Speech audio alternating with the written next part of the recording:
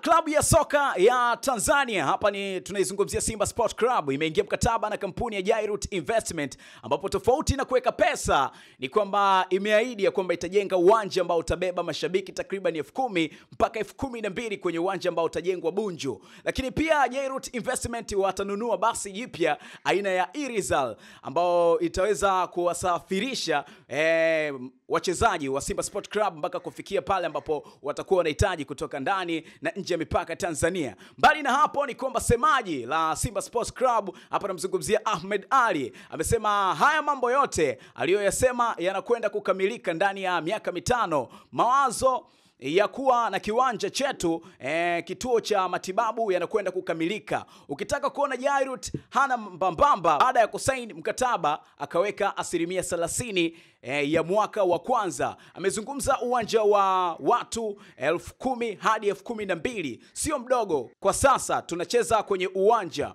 wa KMC wenye uwezo wa kujaza watu 4,000, hivyo tunapata uwanja mara 3 zaidi. So ni kwamba hayo ndo maoni ambayo Ahmed Ally aliweza kuyazungumza kuhusiana na sakata zima la kuweza kuingia mkataba pamoja na kampuni ya Jairut Investment. Bana, kwa kweli kama mdau wa burudani lakini pia mdau wa michezo, uko na mtazamo gani? Make sure to drop comment yako. Until next time, by the name, just call me ASKO if you're score for Marcelo on this one. Bye bye.